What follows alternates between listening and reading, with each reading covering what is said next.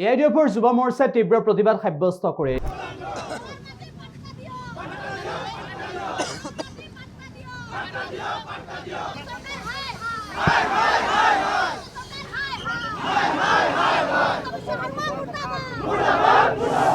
এআইডিএফৰ যুৱ মৰ্চাই দাবী উত্থাপন কৰে যে বসুন্ধৰাৰ অধীনত চৰাঞ্চলৰ লোকসকলক ভূমিপট্টা প্ৰদান কৰিব লাগে। এই দাবী উত্থাপন কৰিলে একেটা সময়তে সেকেন্ডাৰী স্কুলত আৰবী শিক্ষক নিযুক্তি দিয়া প্ৰসংগ উত্থাপন কৰি উত্তাল প্ৰতিবাদ সাব্যস্ত কৰে।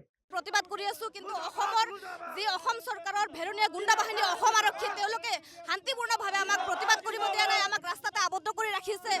আজি কোৱা হয় যে এয়া গণতান্ত্ৰিক চৰকাৰ বা গণতান্ত্ৰিক দেশ, যিখন দেশত আজি শান্তিপূৰ্ণভাৱে প্ৰতিবাদৰ যি ভাষা সেই ভাষা চৰকাৰে বুজি নাপায়। আজি আমাক ৰাস্তাতে কেনেদৰে আটক কৰিছে আৰু বিভিন্ন জিলাসমূহত এইদৰে আটক কৰি ৰাখিছে। নিবনুৱা যুৱক যুৱতী যিসকল আৰবী বিষয়ত স্নাতকোত্তৰ তেওঁলোকৰ নিযুক্তি প্ৰক্ৰিয়া বাহাল ৰাখিব লাগে। গণতান্ত্ৰিক আন্দোলনৰ ভাষা তেখেতসকলে বুজি পোৱা নাই। আমাক এনেকৈ বলপূৰ্বকভাৱে তেখেতসকলে আমাক কৰায়ত্ব কৰিছে। গতিকে অসম চৰকাৰক আমি আজি ধিক্ষাৰ জনাইছোঁ। যেতিয়ালৈকে আমাৰ এই ন্যায্য দাবী অসম চৰকাৰে পূৰণ নকৰে তেতিয়ালৈকে আমি আমাৰ ইয়াতকৈ আৰু ভয়াৱহ তীব্ৰতৰভাৱে গণতান্ত্ৰিক পদ্ধতিত আমি আন্দোলন কৰিবলৈ বাধ্য হ'ম। গতিকে অসম চৰকাৰক আমি সকীয়াই দিব বিচাৰিছোঁ, আপোনালোকে আমাৰ এই ধৰ্মীয় সংখ্যালঘুসকলক লৈ হেতালি নেখেলিব। আমি গণতান্ত্ৰিক অসম চৰকাৰে আবদ্ধ কৰি ৰাখিছে।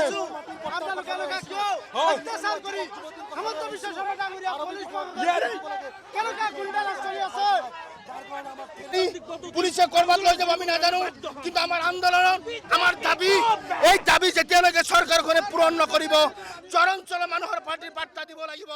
আজি শিক্ষিত এৰাবিক শিক্ষিত নিবনুৱা যুৱক বন্ধুসকলক নিযুক্তি প্ৰক্ৰিয়া আৰম্ভ কৰিব লাগিব। অসম চৰকাৰৰ সাম্প্ৰদায়িক মনোভাৱ বন্ধ কৰিব লাগিব। অসম চৰকাৰৰ মুখ্যমন্ত্ৰীৰ নিৰ্দেশনাত আজি অসমৰ পৰা বিভিন্ন প্ৰান্তৰ পৰা জিলাৰ পৰা আমাৰ কেডাৰসকল আহি আছিল।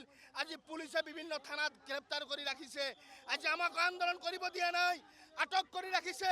আমাৰ আন্দোলনক অসমৰ মুখ্যমন্ত্ৰী ডাঙৰীয়াই ভয় কৰিছে, আমাৰ আন্দোলনক অসমৰ পুলিচ প্ৰশাসনে ভয় কৰিছে। আজি আমাৰ আন্দোলন শান্তিপ্ৰিয় আন্দোলন আছিল। জনতা ভৱনত চৰাঞ্চলৰ মানুহৰ মাটিৰ পাট্টাৰ দাবীত, এৰাবিক শিক্ষকসকলক নিযুক্তি দিয়াৰ দাবীত আমাৰ দাবীবোৰ অসমৰ মুখ্যমন্ত্ৰী ডাঙৰীয়াক মেমৰেণ্ডাম আকাৰে আমি জনাব বিচাৰিছিলোঁ। কিন্তু সাংবাদিক বন্ধুসকল আপোনালোকে আছে, পুলিচে কেনেকুৱা ধৰণে আমাক অত্যাচাৰ কৰিছে।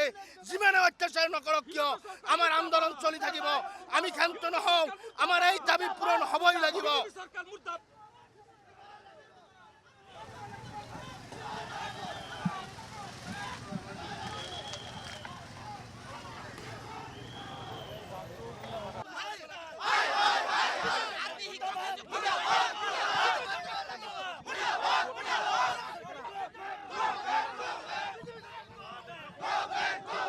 যিকোনো খবৰৰ বাবে যোগাযোগ কৰক 7099017330 লগতে 7099017110 নম্বৰত।